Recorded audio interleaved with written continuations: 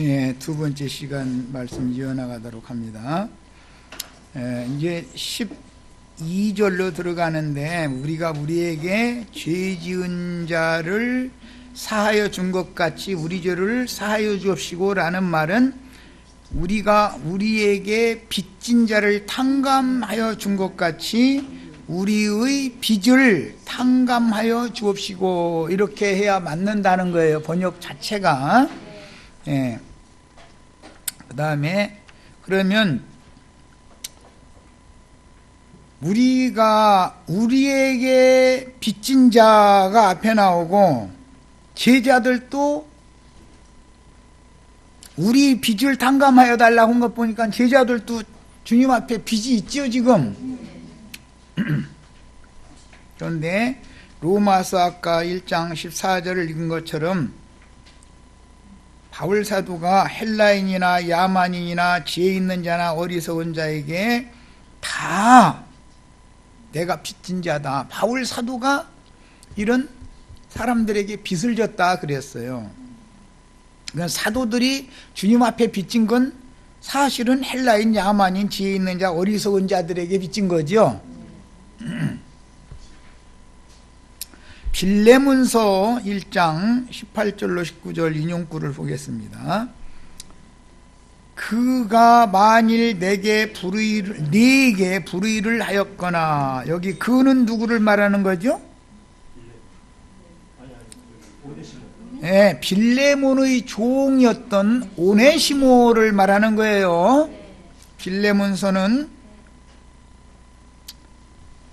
골로새 교회의 봉사자였던 빌레몬 형제에게 로마 감옥에서 오네시모를 보내가면서 편지글을 준 것이 빌레몬서예요. 그런데 빌레몬의 종이 주인집에서 도망 나와가지고 로마로 가서, 그때 당시는 로마가 오늘날로 말하면 뉴욕과 같이 세계의 길은 그때는 로마로 통한다, 이제 현대는 세계의 모든 길은 뉴욕으로 통한다, 이렇게 말하죠. 그런 거다 이거예요. 그러니까 이제 남의 집 종살이 100년 해봐야 이대로 난 살다가 죽겠다 싶으면 머리가 조금 트인 사람은 기회를 봐서 도망가죠. 가면은 시골로 도망가요, 대도시로 가요? 기왕이면 가서 해서 성공을 하려면, 시골에서 중로로 하던 사람이 옆에 동네 시골로 도망가봤자 그게 그거고, 물동이 호미자로 다 집어 던지고 어디로? 서울로 가는 거지, 서울로. 갈 때는 성공하러 갔겠죠. 그런데 취직을 했는데, 오네시모가 취직을 했는데 감옥에서 심부름하는, 이상하게 취직이 돼도 감옥에서 심부름하는 사람으로 취직을 해서 근근하게 먹고 살게 됐더라니까요. 이 오네시모가, 그것이 복이에요, 저주예요? 만약에 로마가 가서 성공하면은 구원 받아요, 못 받아요?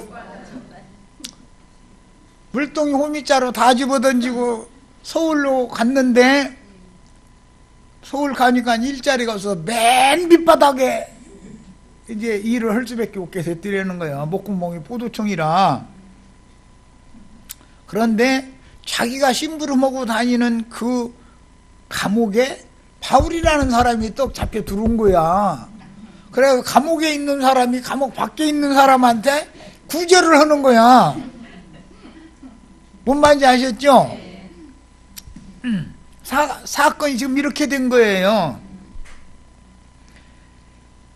그런데 그 오네시모가 만일 네 개는 누구죠? 빌레몬에게 불의를 하였거나, 불의를 했다는 것은 뭐 여비 좀 훔쳐가지고 주인집에서 그냥 로마까지 간 여비 가지고 훔쳐 그냥 빈몸으로 안 나갈 거 아니야. 여비는 가지고 도망가지. 네게 빚진 것이 있으면, 종놈이 도망가면 당연히 뭐 좀 훔쳐가지고 가야 되잖아요, 주인집에서. 그것을 내 앞으로 계산하라. 바울 사도가, 야, 그 오네시모가 너희 집에서 뭐 훔쳐갖고 그냥 도망갔지? 그거 너무 저기 하지 말고 따지지 말고 나한테 청구서 보내. 그랬어. 감옥에 있는 바울사도가 감옥에 있는데 어떻게 청구서 이거 갚으려고 그런지 나 이 말이 아무리 읽어봐도 이해가 안 돼. 청구서랑 나한테 보내. 그랬대 이거요. 나 바울이 친필로 쓰느니 내가 갚으려니와. 바울사도 감옥에 있는데 돈푼이나 있었던가 보지 아마. 네가 이 외에라는 것은 네가 오네시모한테 받을 것이 있는 거 외에 너 자신은 나한테 빚진 것이 있잖아. 이제 이러네.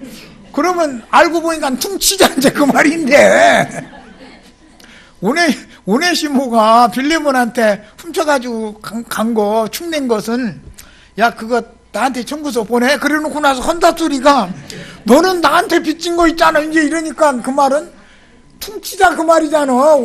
내가 받을 거나 오네시모가 너한테 갚을 거야 해서 이것저것 해서 그냥 퉁치자 이 말이잖아요. 지금 빚 갚는 것도 참 여러 가지가 있더만 보니까. 그러니까 하나님의 사람들이 누구한테 빚진 것도 있고 누구한테 빚을 받을 것도 있어.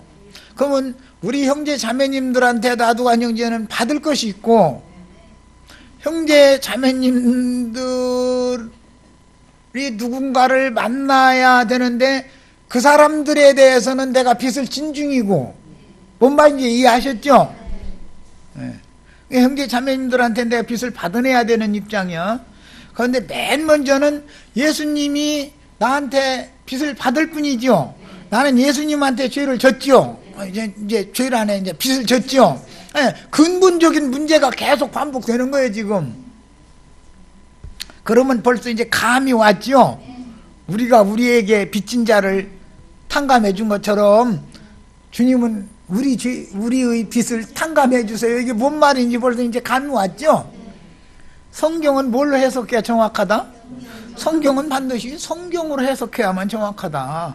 사람의 말로 해가지고 이게 안 맞아 들어가. 세상 말로는 핀트가 안 맞는다 그러는데, 예, 핀트가 아니라 포인트지. 중점이 안 맞는다 이 말이지. 자, 본문에서 빚이라는 용어는 구속사의 용어인 것이지 세상 말이 아니다. 기본적으로 성경은 전부 구속사를 말하는 것이다. 용어 하나를 사용을 해도 세상적인 사고로 해석하면은 성경의 의도가 뒤틀린다.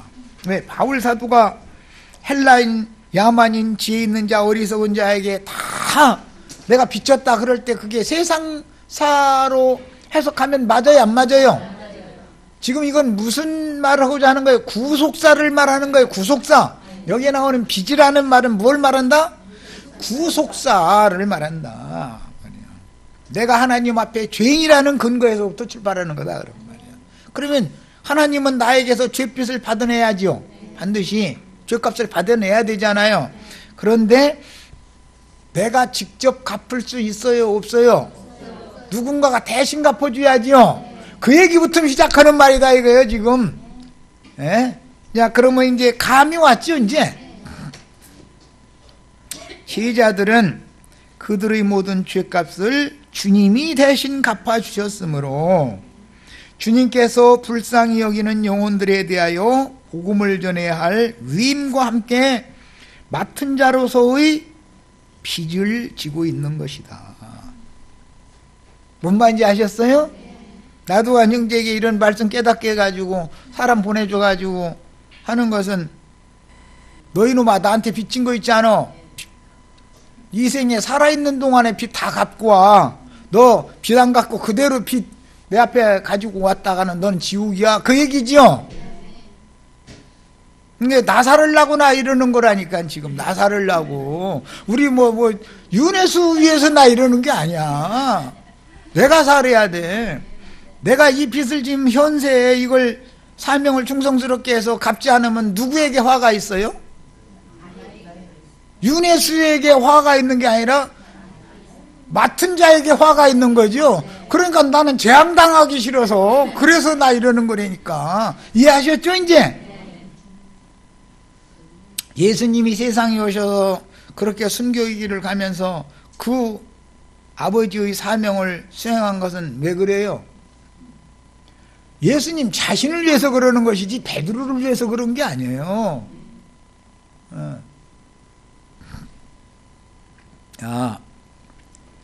전도자가 충성스럽게 사명을 수행하는 것은 자신의 빚을 주님께 갚는 일이고, 전도자가 사명을 소홀히 하거나 해태, 오늘날 우리나라 높은 분이 자기 사명을 해태해가지고 지금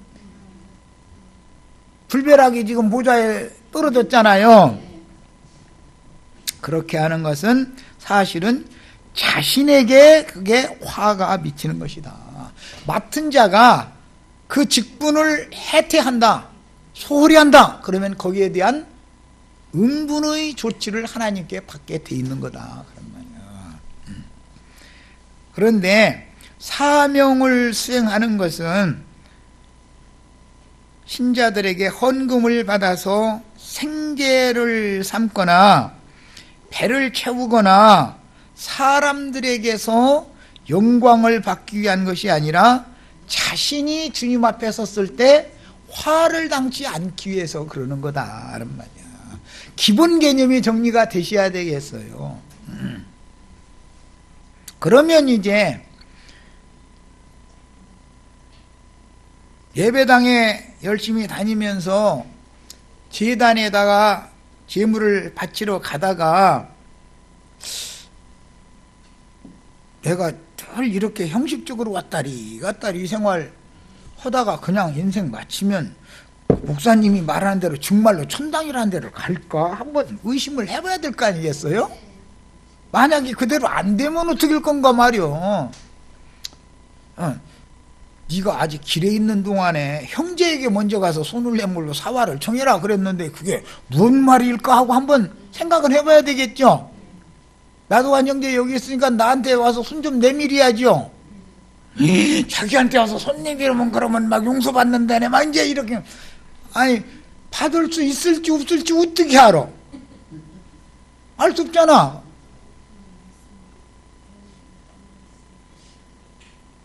목사님한테 사활을 청하라겠어요? 형제에게 사활을 청하라겠어요?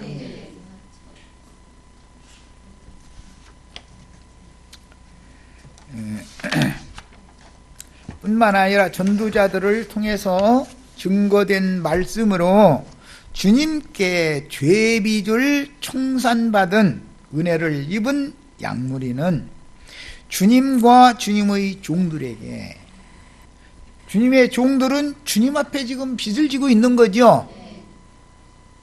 그런 면이 있음과 동시에 그 종을 만나서 말씀을 듣고 영으로 이게 깨달아지게 설득력 있게 가르치는 그 말씀을 들어보니까 이치가 그렇네 하고 깨달으면 주님이 지금 그 나라를 가지고 자기 자신에게 번개가 번듯하듯 오신 것이죠. 그 나라가 지금 임한 거예요. 주님의 나라가 나에게 임하게 해주신 이분에 대해서 내가 그러면은 교만하게 행하고 방자하게 막 행해도 되겠어요? 감사하고 존경하고 그래야겠어요? 뭐 그런 것까지 물어보는 내가 좀 그렇지. 그거는 물어볼 필요도 없는 일이지. 그래서 양면이 있는 거다. 죄빚을 주의 종이 증거하는 말씀을 통해서 주님 앞에 죄빚을 청산받은 은혜를 입은 양무리는 주님과 주님의 종들에게 사랑의 빚을 지는 상태이므로 자신들의 영혼을 주님께 중매하기 위해서 수고하는 전도자들에게 순종하며 존경할 의무가 있습니다. 상호관계가 있는 거다 이런 말이야. 반드시. 로마서 8장 12절 인용구 이거 이제 좀 읽어보겠습니다. 중요한 구절이기 때문에. 로마서 8장 12절 읽습니다. 그러므로 형제들아 우리가 빚진 자로 돼. 빚졌지요? 무슨 빚졌어요? 주님 앞에 지금? 죄, 범죄, 허물, 흠결이 없는 사람이 있어요? 없어요? 다 빚진 자들이죠? 자로 돼.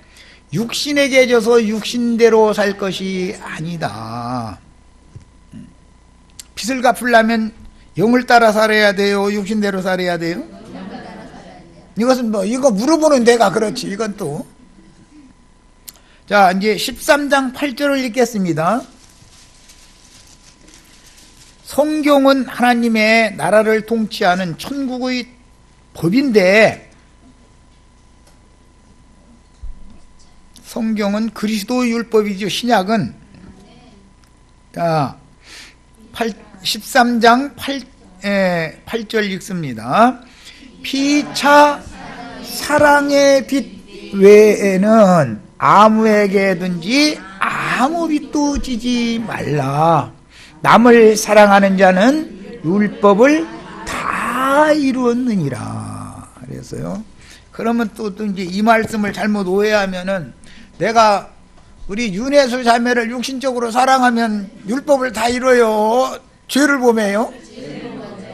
그러니까 하나님 말씀을 오해하면 엉뚱난 말이 돼버리죠.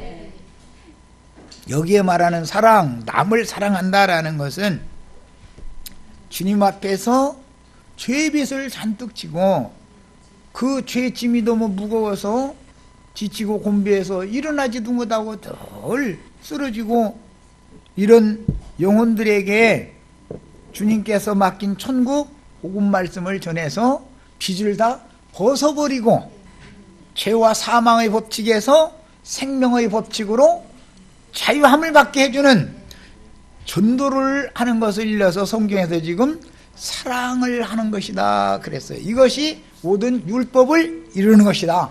쉽게 표현하면 받은 말씀을 사람들에게 전도를 하는 것이 하나님의 모든 율법을 이루는 것이다 그 뜻이란 말이에요. 그러니까 내가 우리 형제 자매님들에게 사랑을 베풀면 나는 주님께 사랑받은 것이 있어야 되겠죠. 형제 자매님들이 받은 것이 있어야 남에게 베풀 것이 있을 거 아니에요. 구제를 하려면, 사랑을 하려면. 예. 그래서 로마서 5장 5절 한 절만 읽고 이제 이 자료로 오겠습니다. 진리의 사랑을 우리가 성경이 말하는 율법을 완성하는 사랑을 하려면 어떻게 해야 되냐? 소망이 우리를 부끄럽게 하지 아니하면 우리에게 주신 성령으로 말미암아 하나님의 사랑이 우리 마음에 부은 바 됨이니 하나님의 사랑이 먼저 우리 마음에 부어져야 나도 남 사랑할 수 있겠죠. 하나님의 사랑을 받은 자는 피차 사랑의 빚을 다 진 거지요. 지금 나도 한 형제는 우리 지체들한테 진 거고 우리 지체들은 지금 세상에서 뒷짐지고 헤매고 다니는 사람들한테 다 빚진 거예요. 오늘 내가 지금 우리가 우리에게 지은 자를 사해 준 것 같이 그 말은 우리가 우리에게 빚진 자를 탕감해 준 것 같이 우리의 빚을 탕감해 주옵시고 그런 말이단 말이야. 뭔 말인지 이해가 점점 오지요. 자, 그러면 이렇게 예를 들어 주의 말씀을 맡은 종이 이렇게 수고를 해서 주님이 맡긴 사명을 충성스럽게 수행을 하면 양무리는 또 양무리가 마땅히 해야 될 게 있는 거다 그런 말이야. 상호관계다 그런 말이야.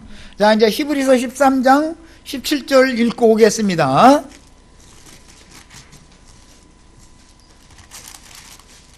우리 다 지금 서로 사랑의 빚 갚고 빚 갚느라고 이러고 있는 거예요. 교회 모임에 올 땐 뭘 생각하고 오셔야 돼요? 난 빚 갚으러 가야지 그러고 오시면 맞는 거예요. 이제 내가 전도를 할 때 뭐하고 생각하면 되는 거예요? 난 빚 갚아야지 그 생각하는 거예요. 그걸 그대로 가지고 주님의 날에 주 앞에 그냥 섰다가는 주님께서 나에게 너 빚 내놔 그러면 내놓고 없으면 문제죠. 자, 히브리서 13장 17절 읽습니다. 너희를 인도하는 자들에게 순종하고 복종하라. 그들은 너희 영혼을 위하여 경성하기를 자신이 청산할 자인 것 같이. 무엇을 청산하는 거예요? 뭘? 빚을 청산해 주는 사람이지요. 나도관 형제가 우리 형제 자매님들 빚 청산해 주느라고 이러고 있는 거죠. 형제 자매님들 빚 청산이 되면 나는 주님 앞에 지금 빚 갚는 거죠. 이 일을 충성스럽게 하지 않고 주님 앞에 나도관 형제가 섰다가 하는 화가 유네스에게 있는 게 아니라 그 불쌍한 영혼 너한테 맡겨놨더니 넌 지금 무엇하다 왔는데 이러면은 화가 나한테 오지요. 맡은 자의 책무를 해태하면, 대통령이 자기의 책무를 해태하면 불벼락 떨어지죠, 보좌에. 이해되시죠? 자, 셈족의 언어에서 빚이라는 개념은 자료 봅니다. 누가 누구에게 원한을 진 일이 있다. 셈족의 언어는 누가 누구에게 빚졌다, 그 말은 누가 누구에게 원한 산 일이 있다, 그런 개념이다 이거예요. 예를 들어서 깡패들이 어느 날 세속적인 표현으로 아주 완전히 그냥 너무 많이 당했어. 저쪽 무리한테 힘이 약해서 이쪽 무리가. 그러면 그 사람들이 잘못했다고 가서 굽신거리려고 일생을 살아요? 칼을 가느라고 일생을 살아요? 어느 날 되면은 떼제비로 또 쳐들어가가지고 자기가 전에 당했던 것보다 10배, 100배로 보복을 하지요. 그때 딱 와서 두목끼리 하는 말은 네가 웬일이야? 그러면 나 빚 받으러 왔는데 딱 그래. 그렇게 말해요. 그게 셈족의 언어다 이거예요. 빚 받으러 왔다는 말은 뭔 뜻이요? 전에 네가 나한테 원한 산 일이 있잖아, 그 말이죠. 내 원한 갚으러 왔어, 그 말이요. 이것이 셈족의 언어다. 우리가 우리에게 빚진 자를 탕감해 준 것 같이 나올 때 그 빚이라는 말은 원한 산 것에 대해서 말하는 거다요. 우리 하나님은 모든 죄인들과의 관계에서 원수지요. 지금 모든 죄인들은 하나님과 원수 관계잖아요. 하나님이 그 원한을 친히 갚으시지만 대신 예수님을 보내서 원수된 것을 화목되게 해주는 빚을 다 갚게 만들어 놓고 나서 이것을 전하라고 종들을 보내면 종들이 나가서 이걸 열심히 전하지 않으면 화가 말씀 맡은 자에게 있는 거다. 지금 그런 말이에요. 말씀을 듣고 깨달아서 내가 주님 앞에 죄빚이 청산이 됐어. 그러면 말씀을 전해준 사람에게 당연히 순종하고 복종해야 된다. 사랑의 빚을 갚을 의무가 또 져지는 거다. 그런 말이야. 또 나도 나가서 전도를 해야 되는, 여전히 빚을 또 내가 또 지는 거예요. 그런 개념이다 지금.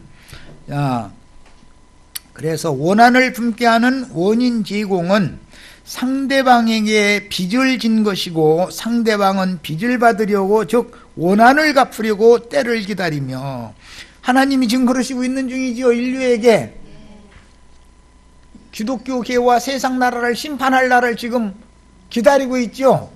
뭐예요? 그 아들 보내서 빚을 다 청산하게 하는, 말씀을 증거하게 하는 종들까지 다 보냈는데도 종들을 박해하고 말씀을 받아들이지 않고 계속 죄악길로, 세상길로 계속 내달린 인간들을 전부 모아가지고 하나님이 원수 갚는 날이 오지요.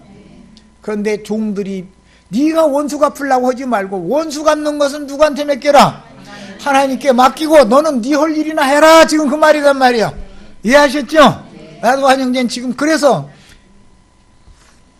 왼수 덩어리들을 한두 명 만나는 게 아니죠. 예. 대적하는 짐승들을 만날 수도 있고, 가만히 남의 집에 들어와서 어리석은 여자들 미혹해가지고 빼내서 마귀밥으로 넘겨주러 오는 사람들도 있고, 별 짐승들이 다 있어. 그래도 모르는 척하고 할 일만 해야 되는 것은 맡은 사명이니까. 맡은 사명이니까 그러는 거예요. 자, 그 다음에 만약에 이 생에 사는 동안 길에 있을 때 그 말이요, 주님 말씀대로는 원한 살만한 일을 한 사람이 피해자에게 먼저 다가와서 화해를 청하면서 충분히 배상을 해주면 숨겼던 칼을 버릴 수밖에 없는 거다. 원수를 갚으려고 원수에게 나타나면 빚을 받으러 온 것인데, 원한을 품은 사람이 칼을 들고 나타나기 전에 화해를 형제에게 가서 먼저 청하면서 충분히 상대가 원한을 진 거에 대해서 갚아야 된다, 이거 배상법이라고 그러죠. 그런데 율법은 눈은 눈으로, 이는 이로 하는 것이지만 그리스도 율법은 하나님의 사랑으로 하는 거다. 이제 이 말이에요. 이게 이제 바꿔진 법이죠. 그리스도의 완전한 율법이죠. 자, 이렇게 보상을 완전히 해야 되는 문제다. 그래서 우리가 우리에게 빚진 자를 탕감해 준 것 같이 우리의 빚들을 탕감해 주시라고 기도를 한다는 뜻은 지금 쭉 설명해 나올 때 말하고자 하는 의도를 충분히 이제 이해하셨죠? 이것이 요한의 물침례를 받기 위해서는 회개에 합당한 무엇을 먼저 맺어야 된다? 열매를 먼저 맺어야 된다.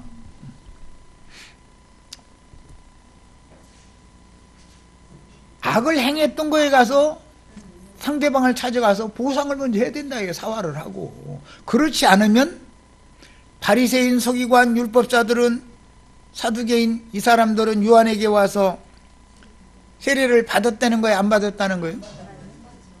배상을 안 하려고 하는 거예요. 배상을요. 자기 잘못을 고백하고 요한에게 가서 세례를 받아야 되는데 우리는 의롭다 여기니 세례를 줄 수가 있어요, 없어요? 못 주는 거예요. 자, 우리가 우리에게 죄 지은 자를 이라는 말은 빚진 자를 사해 준다는 말은 탕감하여 주는 것이다. 이 말은 표현을 오해하면 우리 성경만 읽자면 제자들이 개인적인 원한이나 사감을 가진 것을 용서해 준 것이라는 말로 오해하기가 쉽게 돼 있죠. 우리가 우리에게 죄 지은 자를 용서해 준 것 같이, 사해 준 것 같이, 그 말은 사도들이 누구하고 원수 맺은 일이 있었나?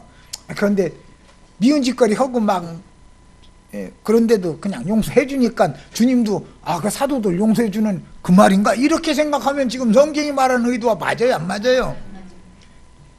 이걸 이해시키기가 이렇게 쉽지가 않은 거예요. 그런 말이 아니다.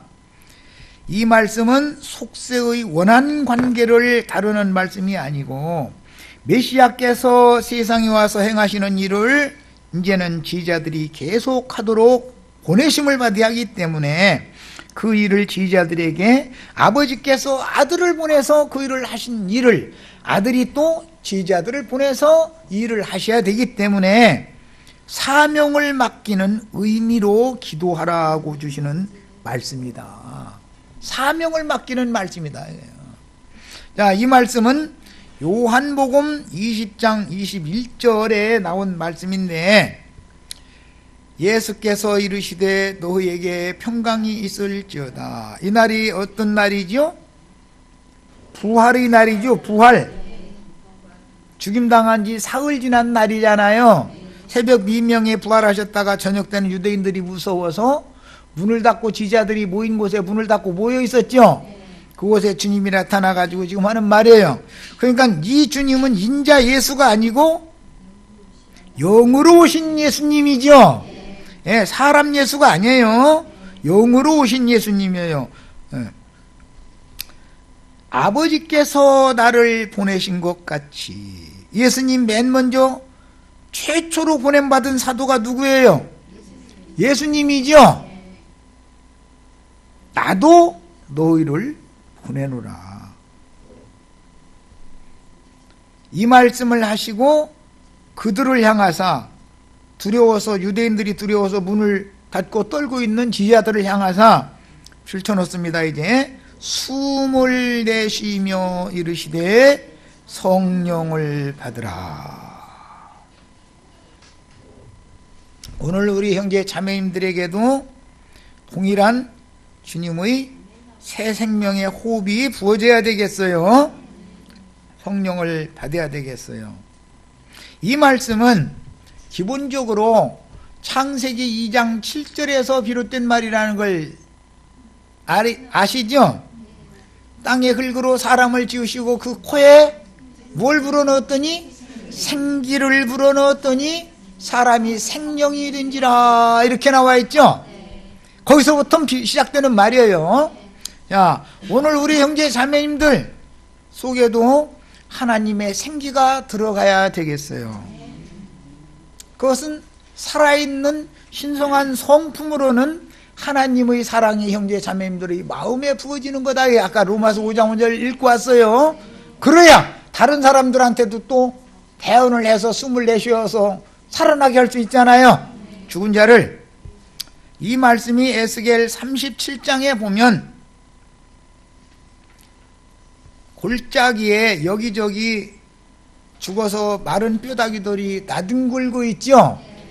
그런데 선지자를 보내가지고 하나님께서 땅의 사방의 모든 생기를 이 마른 뼈들에게 들어가서 다 살아나게 하라 라고 명령하셨죠.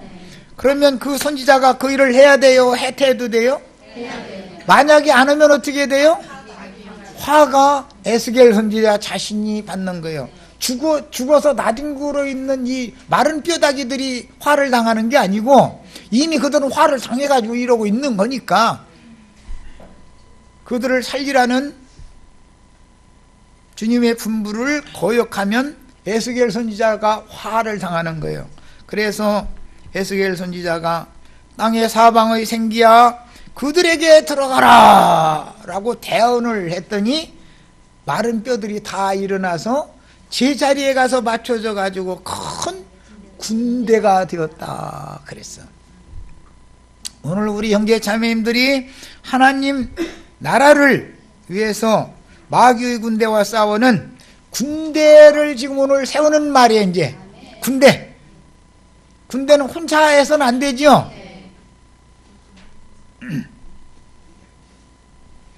내가 어느 자리에 들어가야 되는지도 모르고 빽다구들이 지멋대로 막 나뒹굴고 있는 거예요. 그런데 다 생명의 기운을 생기를 부음 받았더니 자기가 들어갈 자리를 딱딱 알고 찾아 들어가서 딱딱 맞춰지더라는 거예요.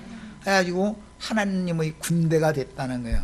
계시록 19장에 보면 하나님의 군대와 마귀의 군대가 전쟁을 해서 이기는 얘기 나오죠. 오늘 우리들이 다 이렇게 하나님의 군대가 되시길 바라요. 자, 이것은 개인적인 문제가 아니다. 이제 12지자는 대표죠. 예, 신약의 모든 구원받은 성도들은 하나님의 군대가 다 되는 얘기다. 이렇게 이해를 하시면 돼요. 자, 여기에서 성령을 받으라 그러셨는데 이것은 하나님의 생기를 받으라 라는 말이고 부활 생명을 받으라 라는 말이죠. 우리가 어머니 뱃속에서 태어날 때 택주를 통해서 어머니와 호흡과 영양분을 같이 나눠 먹던 그 생명이 영생할 수 있어요? 없어요? 택주를 끊어졌어도 일생 사는 동안만 스스로 숨을 쉬면서 살죠. 스스로 음식을 먹어서 살죠. 엄마 뱃속에서는 엄마가 먹는 거 얻어먹고 엄마가 숨 쉬면 그거 같이 나눠 마시고 이렇게 해서 살지만 나오면, 즉 거듭나면 이제 영이 거듭나는 얘기를 지금 하는 거예요. 엄마 뱃속에서 태어나면, 거듭나면, 아까 오다 보니까 뭐 내일 모레 12월 25일이 크리스마스 날이니까 그날 주님을 영접해야 된다고 그러는데 우리는 크리스마스 날 영접해야 돼요? 지금 당장 영접해야 돼요? 1년에 한 번만 영접해서 그날만 거듭나면 돼요? 지금 당장 거듭나가지고 날마다 자라야 돼요? 이게 성경 해석을 이렇게 서로가 똑같은 성경인데 이렇게 다르게 해석을 한다 이거예요. 성령을 받으라라는 이 말은 죽은 마른 뼈다귀들을 살리는 얘기다 그런 말이에요. 지금 살려가지고 제자들이 나가서 12제자들이 전도를 하면 하나님의 군대가 어둠의 군대, 어둠의 세력, 마귀의 군대와 지금 전쟁으로 가는 거죠. 전도를 한다는 건 뭐 하는 거다? 영적 전쟁이다 그 말이요. 그런데 개인적으로 싸우는 게 아니고 군대 대 군대가 싸우는 거다 이거요. 마귀도 군대로 댕긴다 이거요. 마귀도. 자, 이 말을 이해를 하려면 관유를 붙는 것, 하나님의 사랑이 너희 마음에 부어지셨다, 뭐 성령을 받으라, 성령이 부어지신다, 뭐 이제 붙는 얘기가 신약이 참 많이 나오는데, 이것은 구약 성경에서는 관유라는 것을 지주를 해가지고 왕이나 대제사장이나 선지자에게 그 기름을 붓는 거예요. 관유를 붓는 거예요. 관유. 예. 이것은 관유를 붓는다. 구약 성경에는 이렇게 돼 있고, 선지자는 이 관유를, 스가랴 선지자는 금기름이다라고 표현을 해놨죠. 금기름. 오늘 우리 들어오시다가 금기름 붓는지 간판 보셨죠? 예, 엊그제 어떤 분이 오셔가지고 금기름이라는 게 뭐예요? 이제 이러시더만.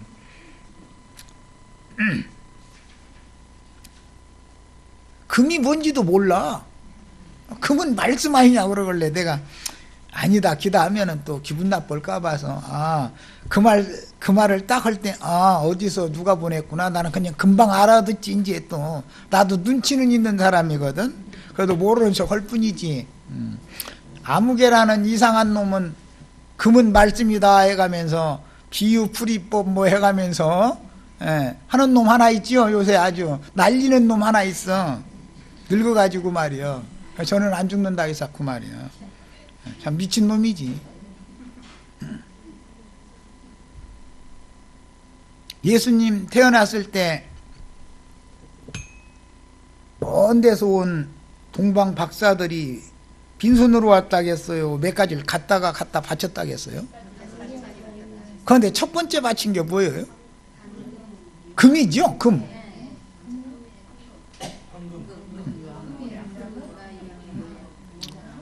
첫 번째가 그 예물 중에 첫 번째가 금이잖아. 그러면 아기 예수한테 목자들이 와서 말씀 갖다 이렇게 바쳤나? 그게 해석이 맞아, 안 맞아? 그냥 시작부터 그런데 그렇게 가르치는 놈을 내가 어떤 놈인지 알고 있거든 지금. 그래서 지가 가르치는 말이 금이다, 막 이렇게 하는 놈이 한 놈 있어. 어디서 왔구만 하고 나는 이미 다 알고 있는데 내가 알고 있는지도 모르고 딴소리를 자꾸 해서 앉는 거야. 그런데 참 그렇게 어리석은 그런 신앙생활을 하다가 죽으면 뭐가 될 거냐 이거예요.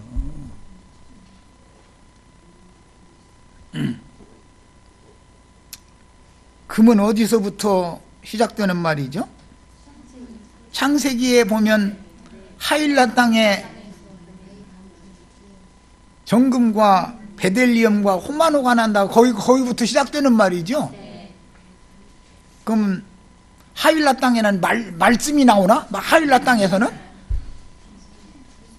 그러니까 똑같은 성경을 읽고 가르침을 받는데 정말로 성경에 그런가 하고 베레아 사람들처럼 성경을 죽으러 해야 되는데 그냥 맹신해버려. 그럼 뭐가 돼요? 맹신자가 된다 이거예요. 운행, 소경이 소경을 인도하면 같이 구덩이에 빠져서 죽게 돼 있다 이거야.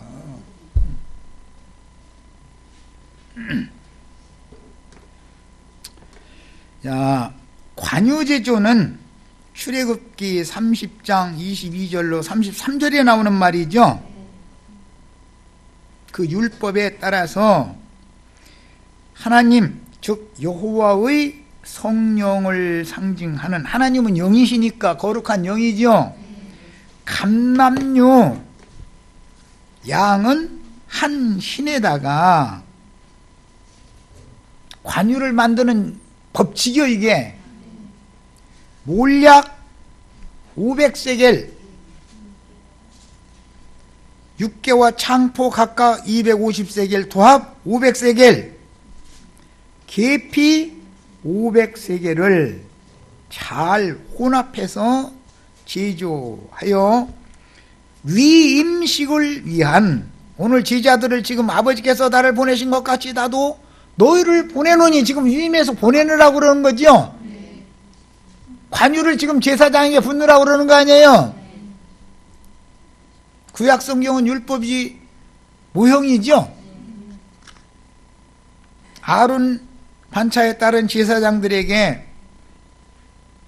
물질적인 감람류 한 흰, 몰약 500세겔, 육개와 창고 각 250세겔에서 500세겔, 계피 500세겔, 이 향품들을 섞어가지고 위임식을 위해서 사용하는, 제사장을 기름부을 부을 때 이걸 만들어서 붓는 거 아니에요.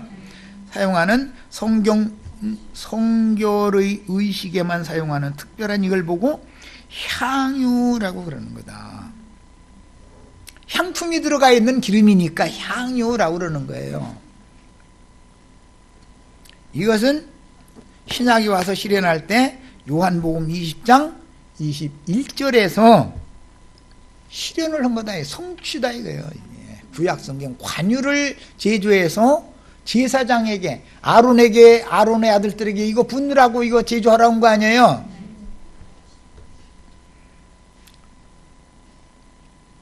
완전한 대제사장은 멜기세덱 반차를 실현하는 예수님이잖아요. 지금 예수님이 세상에 오셔서 많은 고난받고 죽임당하시고 장사되셨다가 부활하셔가지고 그 영을 제자들에게 지금 붓는 얘기가 구약성경에 나오는 관유를 제조해서 제사장에게 붓는 얘기다 그런 말이에요.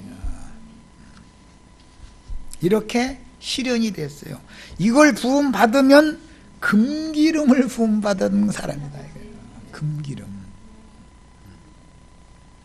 이 정도는 알아야지. 그래도 관유로 상징된 구속을 이룬 하나님의 성령은 예수 그리스도의 그 영으로서 왕, 제사장, 선지자를 위임할 때 붓던 향유이며 지금 주는 살려주는 영이 되셨죠.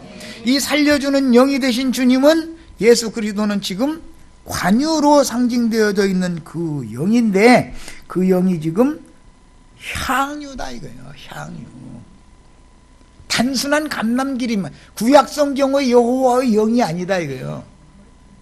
말씀이 육신에서 오셔서 고난당하시고 죽임당하신 다음에 장사되시고 부활하시는 과정을 거쳐서 향품들이 섞여져 있다 이거예요. 하나님의 영에는 예수라고 하는 인생을 거쳐서 온전케 된 의인의 영이 되신, 완전한 영이 되신, 우리를 살려주는 영이 되신 향유가 되셨다 이거예요. 이 기름을 부음을 받아야 되는 거다 그런 말이야. 야, 10처녀의 비유를 보면 5처녀는 등에 불도 켜 있고 그릇에 기름이 준비되어 있었죠. 그 기름이 관유라는 거다 이거예요. 관유. 주님이 부활할 생명을 갖다 지지자들에게 부어주신 그 새 생명을 말하네. 부활 생명. 이 생명을 받으면 죽어요 안 죽어요? 죽지 않는 생명이죠. 이제 엄마 뱃속에서 타고난 생명은 반드시 죽게 돼 있죠. 땅의 생명은 죽는 날이 오는데 그날이 오기 전에 반드시 이 관유로 향유, 금기름을 부음받아서 다시 살아나야 되는 거다. 이런 거 보고 거듭난다. 거듭난다. 그러면 기름 부음을 한 번만 받으면 돼요? 계속 받아야 돼요? 날마다 받아야 돼요? 지금 당장 받아야 돼요? 이제 얘기 다 통했죠? 지금 당장 금기름 준비하셔야 되겠어요? 기독교에 가면 5처녀는 혼인에 들어갔는데 5처녀는 못 들어갔다고, 기름 사야 된다고. 그런데 기름을 어디 가서 사야 되는지를 알아야 될 거 아니에요. 어디 가서 사야 되는지를. 에? 금기름을 파는 데가 있어야 될 거 아니야 이거요. 5처녀 까무락까무락 불 꺼지려고 그러니까 너희 기름 좀 나눠달라 그러니까 너한테 나눠주면 내 것도 떨어지고 네 것도 떨어지고 불 똑같이 꺼져버리니까 안 되니까 나는 그냥 급하게 가야 되니까 너는 가서 기름 파는 자들에게 가서 차라리 기름을 사라 그랬죠. 그런데 어디를 가서 막 헤매고 다니면 돼요? 기름 파는 집이 있어야 될 거 아니야. 금기름, 금으로 되어 있는 기름 세상에 있어요 없어요?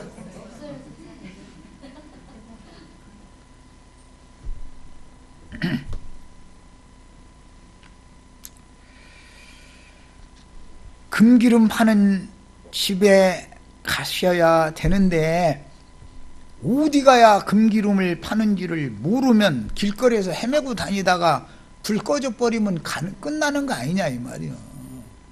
얼마나 오래 헤매고 다녔던지 5처녀는 혼인집에 들어가고 혼인집 나중에 겨우 헐레벌떡 하고서 기름 사가지고 왔겠죠.